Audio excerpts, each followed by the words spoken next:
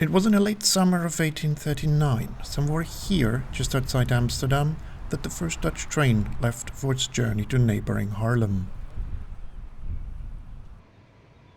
As the line was extended towards Rotterdam, the station moved a little closer to Amsterdam, but was kept outside the city proper, just beyond the Western Gate. A few years later, a second line opened connecting Amsterdam with Utrecht and the southeast. As was customary, it had its very own station at the other end of the city, here. When in the 1860s construction for 2 more lines started, and each threatened to have its own station too, it was decided that there was no way to run a city and really there should only be one station for all the lines.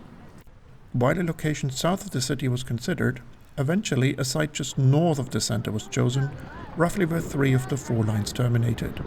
The fact that this site was presently the River Ij wasn't seen as an issue, given that conjuring up land from where once there was water is a Dutch national pastime.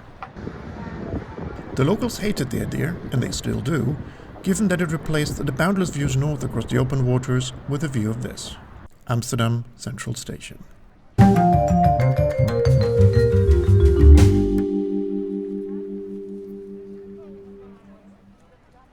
The new station opened after some delay in 1889.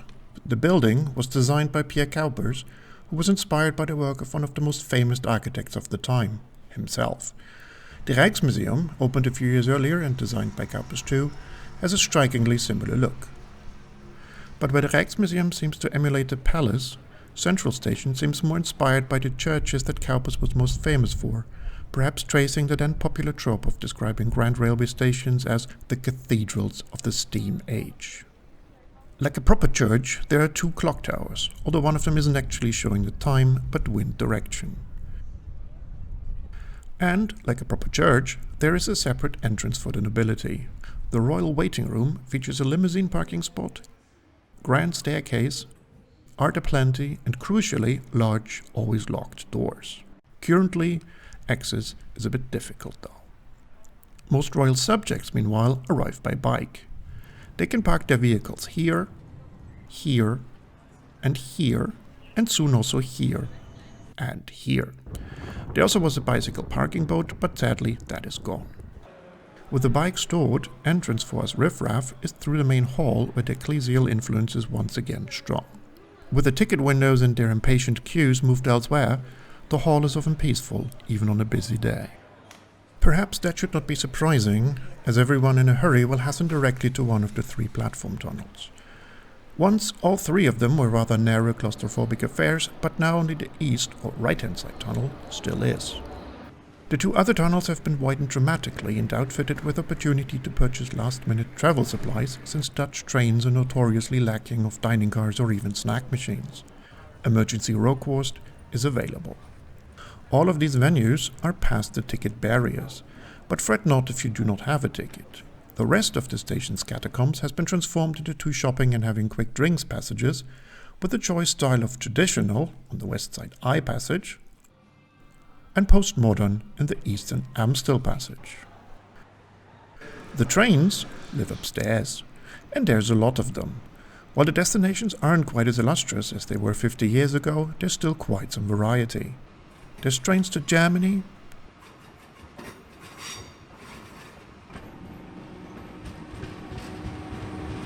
trains to Belgium and France, trains to Britain. Even the first sleeper train has returned, with more promised soon. And of course there are domestic trains to all 4 corners of the country.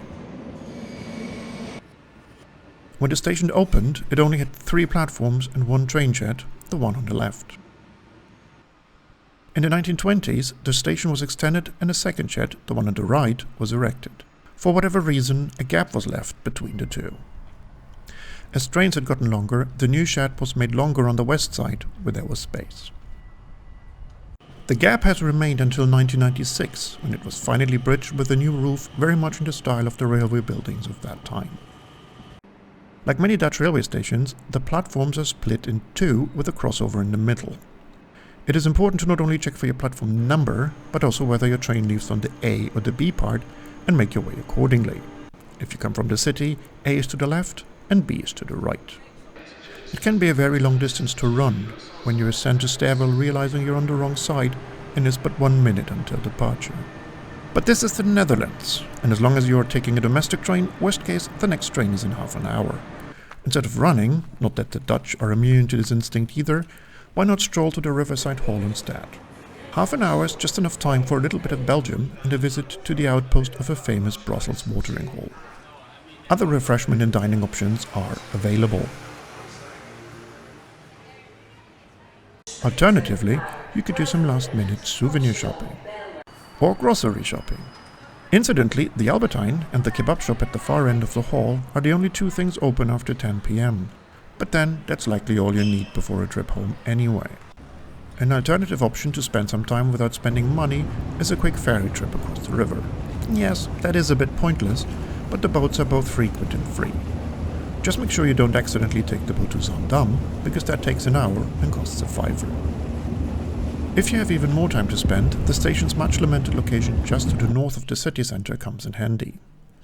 Leaving the station through the main hall, and crossing the bridge, making sure not to get run over by a tram, you have three choices. You could go straight and walk directly into tourism hell with all the obligatory ingredients. However, and crucially, a rather excellent bookstore awaits at the other end of the battlefield. You could turn left and head for the dodgy part of town around Newmarket. This is where you'll find all the fun Amsterdam is famous for and which I am too chicken to film. Finally, turn right if you want a quiet stroll along the rather wonderful canals of Amsterdam. You might even find a bar that serves you drinks and bitterballen by the water to while away those rare hours when it doesn't rain. If you have even more time to spend and want to combine an overnight stay with some train spotting, and why not, you have two options. The Ibis Hotel has an annex that literally forms a platform cover on the west side. On the east, the Doubletree is the first building after the bridge. Being able to look at trains while raiding the minibar isn't the only advantage of staying at these hotels. They also provide access to the entire city by way of the many tram and metro lines radiating out from Central Station. While the trams are hard to miss, the metro lines are tucked away underground. The older lines, heading south along the east side of downtown, have a traditionally claustrophobic 70s underground station. The north-south line, only opened a few years ago, connects the centre with the lands north of the river. As this requires a rather deep tunnel, its new part of the metro station is a grand affair. A postmodern return, if you will, to the original cathedral theme of Central Station. The metro line also takes you south to what might be a return to a past long since thought overcome. With trains now too frequent for a single station to handle, Amsterdam Zuid, opened in the 1980s in the heart of the financial district, is slowly being transformed into a second main railway hub for Amsterdam, ringing in the end of the era of a single central station for the city first envisioned 150 years ago. But that is a story for another time.